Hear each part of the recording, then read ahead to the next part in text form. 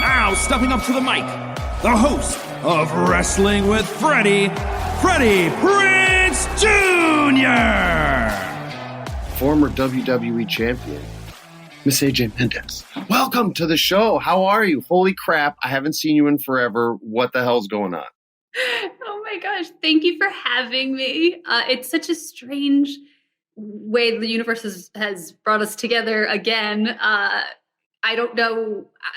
Do you remember at all? Like, I was a baby when you were. You were a baby. So let me break this down. I did a movie for Netflix with Amy Garcia, who people might know from Lucifer, and you should all bow down in her presence whenever you meet her. Don't even shake her hand, just bow, because she didn't just earn my respect, man. That girl earned my love. Like, if she was ever in trouble, I would get her a jet to a non-extradition country and $100,000 in less than an hour. Like, that's how dog I would roll for her. So she mentioned to me randomly that her writing partner used to wrestle. And I went, wait, who's your, I said, I used to work there. Who's your writing partner? And she said your name, and my jaw hit the floor because I still have this memory in my head. I don't know why, but you came to like what was like an acting workshop that we would do where all the wrestlers would take scenes or do acting exercises. And you did one about Pokemon with this dude that's wrestling in Japan now. And I remember being like, what the hell is a Pokemon? Like, I didn't know what it was. So I was sitting there trying to like analyze it. And the whole time, like when you were done, I think I asked Cardona, I was like, hey, what the hell is a Pokemon? And he was like, what's the matter with you? And I was like, oh, and then it all made sense. But do you remember this at all, or am I crazy? Oh my God, it's coming back to me. I'm telling you, you were I don't know how old you were when they brought you up. How old were you? I think I was like, I don't know. I mean, I think I got signed when I was like 21 or something like that. You looked like you were 17. I mean, it looked like it was illegal for you to work there because of child labor laws. It was insane. Yeah, I definitely. I remember a big issue was that like no one would believe I was a woman. And so it was throw all of the makeup you can onto this little face. Well, you pulled like this evil kind of smile and this evil little, you would narrow your eyes a bit. And that made you look much more grown up. It was a real smart move that you did. But you kind of had a meteoric rise. You're there and they're trying to figure out what to do. But once they did, and I know the person very well who came up with your story. He wasn't on the road, but he conceptualized it in the office. But once it was that one episode, you just kind of like took off. How do you process that at 22? I'll put it to you this way. My pops was 22. He couldn't handle it. And he literally like turned to drugs and ended up killing himself because at 22, early 20s, that's a ton to deal with. And they put a rocket ship underneath you and just launched you off. Talk to me about how you felt there and all that. Gosh, I mean, I guess it was really helpful that I had grown up so rough and I had survived so much before I ever got there that anything that happened was like sprinkles on top of a sundae of just surviving life. And so I really always took everything with a grain of salt and realized that it could be, living on the street. I could be dead from all the decisions I've made before. Wrestling really saved my life. I tell my story a lot, but the Cliff Notes version is I grew up insanely poor. I was homeless for most of my childhood, was lucky to make it out alive.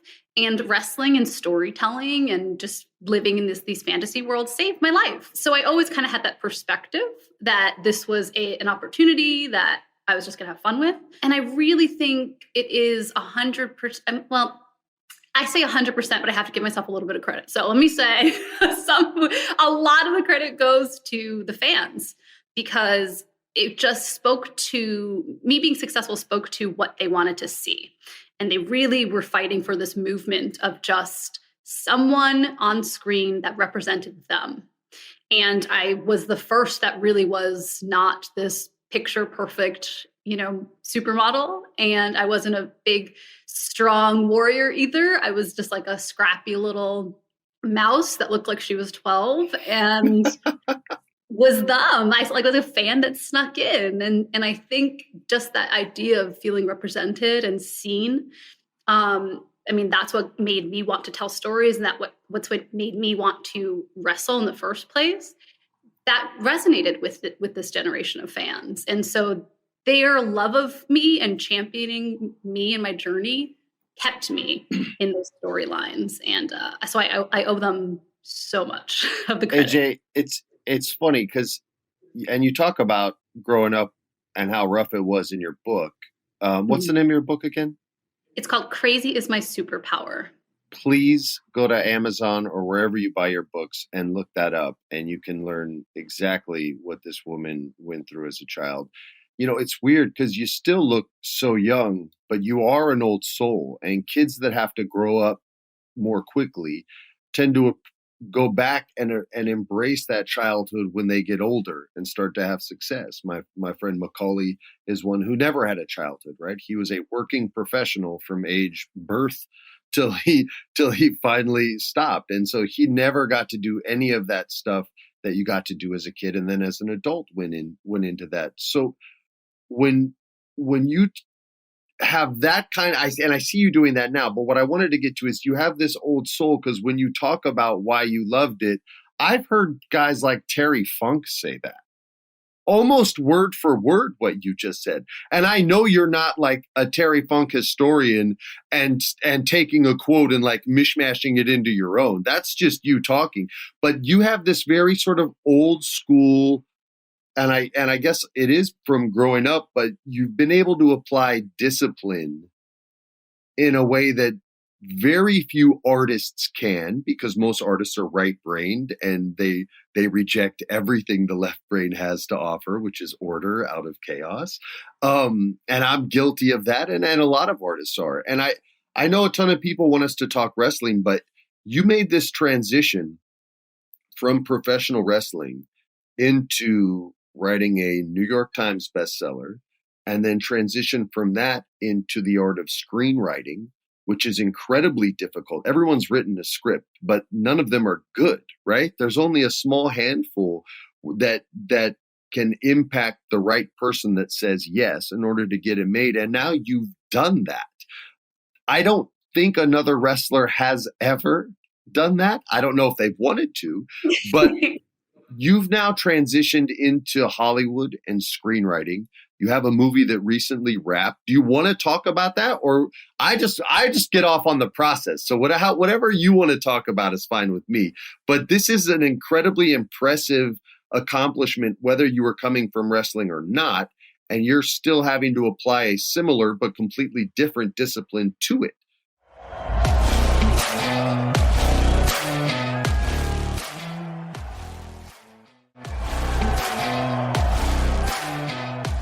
So I'll shut up and just let you talk about whatever you want to talk about this movie, which I've seen like video rehearsals of the stunt fights and stuff, and that was so sick. But anyway, I'm going to shut up now. Go ahead. I think you're right. It is so the same kind of discipline, right? I think what really helped me was the perspective of like, I was grateful to have food in my fridge. Like that was my baseline. If I could just have a career and I could feed myself and, send money to my parents, like life was good. That's all I needed. And it felt such a like end of a chapter when that chapter ended. It felt like I was so whole. And what I knew I could take into the next chapter was these fans, and that we really had this mission of representation. And I just needed to figure out what that was. And so the book was the first try. I wrote Crazy is My Superpower, and just wanted to get my story out there because I had felt that I hadn't really told people where I came from and how hard I struggled and my mental health journey. And I wanted to be really transparent about that because these people had supported me for so long. And what I noticed from that was that these fans really just believed in seeing a different perspective and seeing a different kind of hero in the world. When I was growing up, I I did not see women who looked like me on TV. I never saw any woman with the last name Mendez. I never, if she had brown hair, I could be like, okay, close enough. By the way, there's still only maybe 2 I know. Mendez's out there, but they're trying. We're trying. And so to me, there was a point when I realized, oh, if I want to see characters like me on TV, I'm just going to have to be that character. And that was wrestling. And then after that, it was, okay, it's not just good enough. If it's just me, I need to create more characters for the next generation. And so that's how I started writing. I had gone to 6 months of film school at NYU. That's good though. Yeah, I got some experience. I couldn't afford it. But I started wrestling when that didn't work out. So everything kind of felt really serendipitous. And I took this like circuitous route to get back into writing. And it was just all about like representing this type of this just unseen, underrepresented character. I started in comics, and with Amy, we did Glow, and we did Dungeons and Dragons and Wonder Woman. And then we really just started to dabble in writing for television and screenwriting. First thing I did was I started at the bottom, like going from wrestling and feeling like, oh, I'm this champion. Like I had such a perspective of like, everywhere I go, I need to like hustle and just like grind and like I have no ego. And like that has been what really served me in wrestling. I knew I had to start from the bottom of the barrel. I started wrestling for like I would get paid in like hot dogs and like bus fare. And I knew I had no ego about it. I was just going to like work my way to the top. And so when I started writing, it was the same thing. I entered a writing competition and won. And I got on the Blacklist Latinx TV list. And like that opened the door. And that is what introduced me to a lot of people. And I started taking meetings and that's been a really productive tool for screenwriters. I know a couple other writers who have literally gotten careers because of that tool. Yeah. And you know what? Even like the exposure was amazing. But there's also a thing where like people just give you feedback if you ask through the blacklist. And so just like even every meeting, people give me feedback on what I can make it better, how I can make the script better, or what they connected to it. I really saw that there was like a space that just needed to be filled. And so Amy and I just started this production company and started taking open writing assignments. And that's how we ended up writing Blade of the 47 Ronin, which is going to be on Netflix next year. That's right. It was this idea for a project that they had, and Amy and I were, everything we do, it's like just go balls to the wall, do it 100% your vision, and it's either going to work or you're going to fail miserably. But at least you left everything out all on the field. And that's how it was with wrestling. Like I'm either going to get fired by playing this little like nerd chick tomboy, or it's going to work. And it worked. So the same thing kind of worked with writing. And we pitched this all-female version of what they wanted to do. Where it's like, no, it's all about the women. Like they're the stars. It's inclusive. It's very diverse. And, we were scared. Like, okay, that was okay. By the way, there's actually like Japanese history to support that. And a lot of like the women in the farms trained with the spear to learn how to fight, and they could hide the spear as a garden tool. And that was how they were able to, train their weapons and keep them hidden in plain sight. So there's actually like evidence of this in existence too, which I love. And then, so it's actually like, it's even though it's a fantastic movie and there's powers and people are doing things with swords that with a wire is a lot easier to do, it still has like that one root, that one seed of truth, which all those movies kind of need. Yes, definitely. The Onobu geisha, like they are fascinating. And so we really wanted to like lean into that, threw that at the wall, and it actually worked. And these wonderful producers and studio gave us a chance and gave us our first shot. It just kind of took off from there. And it's really interesting how like one thing always leads to the next, like a certain meeting, you need a writing sample of an hour-long drama. And it's like, we don't have it. Let's get it done in a month, done. And then all of a sudden we're now in the race for hour-long dramas. And so stuff is just kind of snowballed in a really wonderful way. And we just got hired for our second feature. Come on. Yeah. So it's like, and we're Well, developing. wait, can you mention it yet, or is it too early? I can't yet. I'll tell you later. Okay, yeah, tell me in 15 minutes. Yeah, and we're developing 2 TV shows. And so, oh my gosh, man, that's so insanely great. it's the coolest thing. It's the coolest thing in the world. And I think it only works because I don't know. I know that like nothing can kill me. Like I've lived on the street. I've like starved. I know I can survive that. And so if I have to go back to it, I can go back to it. So now You just have this like burn the boats mentality though that's so hardcore. You know what I mean? It's like there is no. I remember they asked Sugar Ray Leonard back in the 70s. He was a boxing world champion, and they said, "What do you plan on doing if you lose this fight? Like, what's next for you?" And he's just like, "I don't. That's not an option. Like, I never even thought about that until you just said it. Like, I don't train to lose, man. I train to win." And you just kind of push your cards all in or your chips all in, and you're like, "Look, if you think you have a better hand, cool. But I'm not telling you my cards until you pay or you fold." And like you said, you went in with a nerd gimmick that you're just like, I got 2-7. If they call, I'm in big trouble. But if they fold, I'm good. And they did. They blinked and you didn't. And it helped get that character over. Apparently it's helped you guys, you and Amy, kick serious ass. And I want to segue, you're talking television and we're talking wrestling. So I have to babble a little bit again to get into this, because where I failed, you have succeeded. And I really want to talk to you more about this because I just want to pick your brain and get schooled, but everyone else should hear too. So about a year ago, I guess, this was during the pandemic, a couple friends approached me and talked to me about, wow, Women of Wrestling. And they said, "Hey, man, would you be interested in trying to help get this made on TV in one way, shape, or form? You could write it, EP it, whatever." And I said, "Yeah, I love wrestling and I love women's wrestling." And I said, "I think women's wrestling is really at a high point right now, and they should get an opportunity." So I talked with David McClain, and he and I didn't exactly click, but we had respect for one another, but we certainly didn't click. And Jeanie Buss, owner of the Lakers, go Lakers. We went to what I knew to be friendly executives, where I knew the executives, where I knew they would give the idea a chance. And it was a brick wall, another brick wall, and another brick wall. And there might have been a fourth brick wall in there. I don't remember. I hit my head so many times.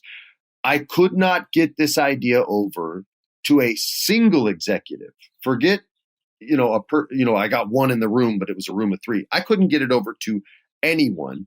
And I'm just like randomly, checking out the news, and then I just see your name and I see, wow. And I go, "Oh my God, they're going to be on TV. Oh my God, they're going to be on TV."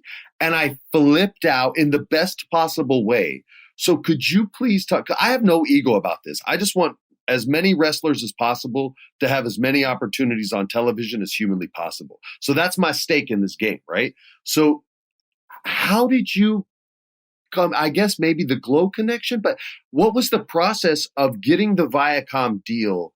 And forget everyone else listening. This is just you and me. School me up. I've got to give all that credit to Jeanie and David. I was brought on at the end of that. So they really did all the hustling and figured out the right home. She's an amazing woman, isn't she? Gosh, she's a force of nature. And oh my gosh, she is. What I've understood is that she, those brick walls continued, and she just really believed in this. And what I so appreciate about her vision is that she wants it to be a family-friendly show that like everyone can sit down and watch it on Saturday morning. And that is such an old school vibe that I connected to. Because you're an old soul. You're Terry Funk. You're the... I remember being really little, and the only posters they had of the female wrestlers were in bikinis in like the magazines. And so I was like, I guess I'm putting a bikini poster up on my wall. So just the idea of like giving a younger generation this sort of like wholesome superhero type lean. That's what their characters lean into, is that superhero vibe. They all kind of have an archetype character, which I really, really liked as well.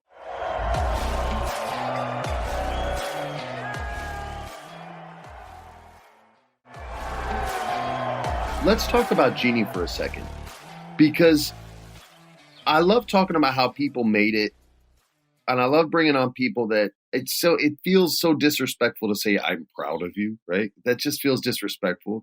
I'm so impressed by you and by so many of your peers. And I've had other wrestlers on here. I've had The Miz on here who just, you talk about a force of nature. Like I've had other wrestlers on here, but Jeanie was such an interesting person. She wanted me to make a puppet show. Okay.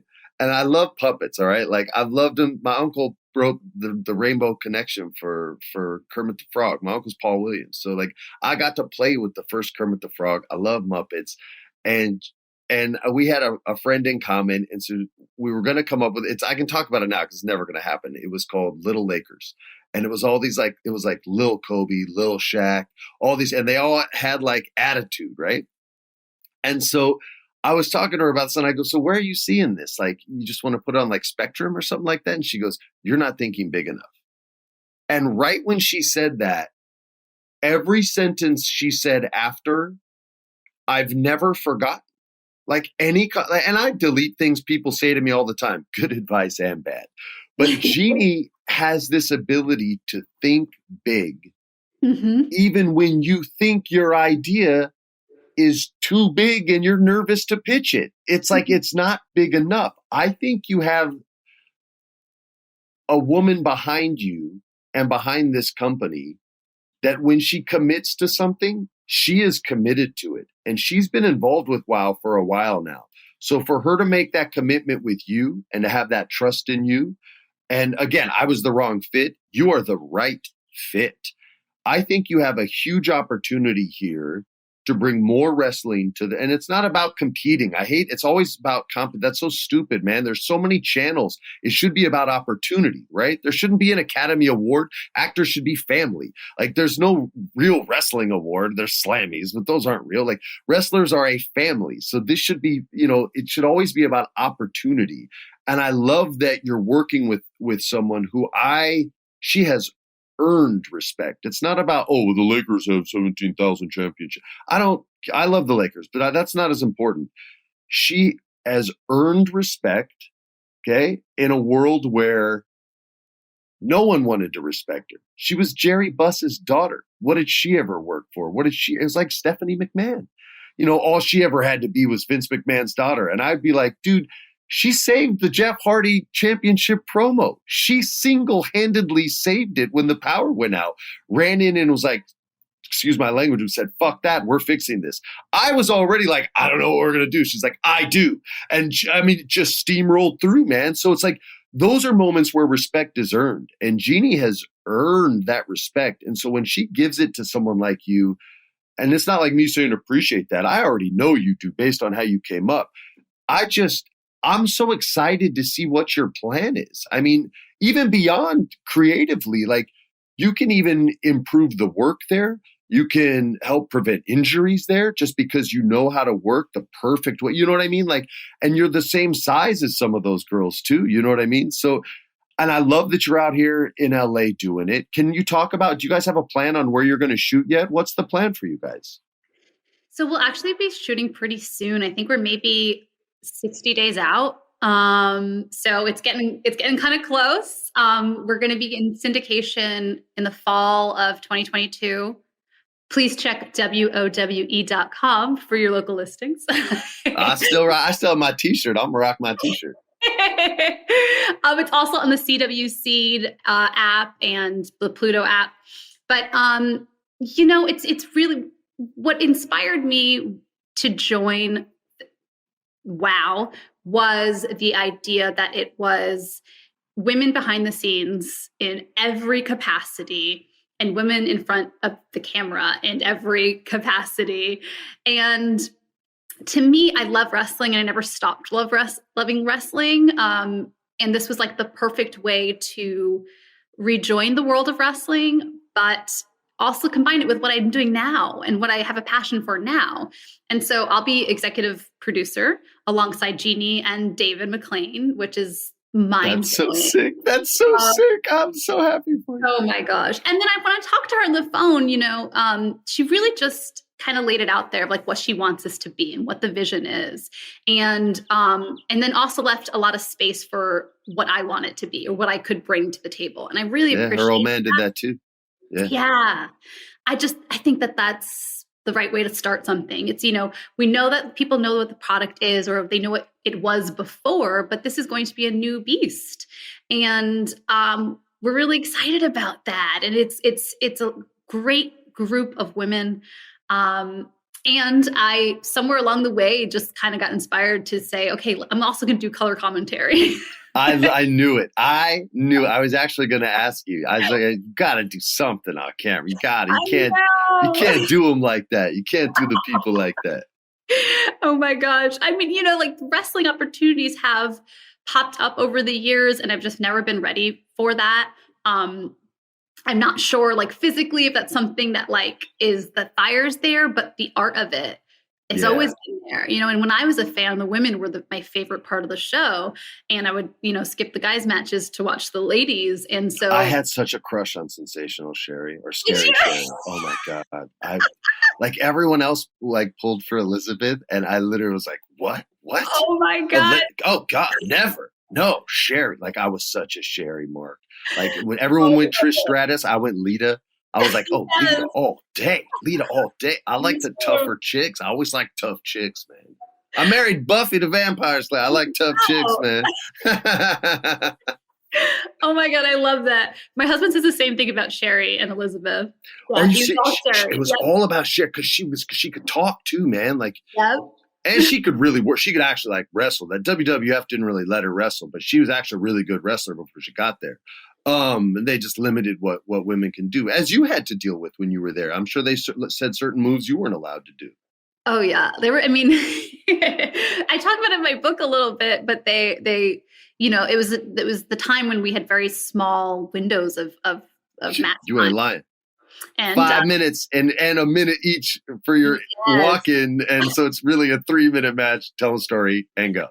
Yep. And oh my God, my favorite match ever is when they told us to go home, and we were like, nope, and we just went like 12 extra minutes and like got in trouble, but then they were like, but it was a good match. No way. Yeah. But it was a good match. So they gave you sometimes you got to just burn the boats. And if you take the heat, you take the heat. Exactly. But a lot of times someone in a position of power, if you know you can do it and you're willing to take that shot and prove them wrong or be proven wrong yourself, that's how you earn respect. Big time. You are going to absolutely kill it. My daughter is 12 years old. She loves women's wrestling. I can't wait for her to watch WOW. She already watches WWE. She followed Ruby over to AEW because she likes Ruby a lot. So I can't wait to share your contribution to that product. And yeah, I just thank you so much for doing this. I haven't seen you in 15 plus years probably, and you're kicking so much ass, and it's so awesome. And I love you, Amy Garcia, for making this happen. And yeah, I'll get you a jet and a non-extradition country too, AJ. So if you and your man ever need to, rob a bank and get away with it, just call me up. I really appreciate that. yeah, no problem. And when I call you, back those words up, Yeah, I mean, I think I just implicated myself, so I may have to go to a non-extradition as well, but, we'll party. Oh my gosh, I appreciate it. This has been amazing. It's so cool to see you still loving wrestling. And you were such a huge part of making us feel comfortable when I just started on the road, and you were a friendly face and you were kind and really gave us a lot of confidence. So I just have to say thank you for that. It needed a little balance, that company. I'm all for tough love, but I'm like, y'all ain't never heard about Bruce Lee? Like, you got to have a little bit of both, man. Thank you so much. Thank you, everyone, for listening. Follow this woman wherever she goes. She has the right focus. She has the right imagination, and she's an absolute steamroller. The smallest steamroller on earth, but it can still squash you. Thank you, everybody. This has been a production of iHeart's My Cultura podcast network. For more podcasts from iHeartRadio, visit the iHeartRadio app, Apple Podcasts, or wherever you listen to your favorite shows.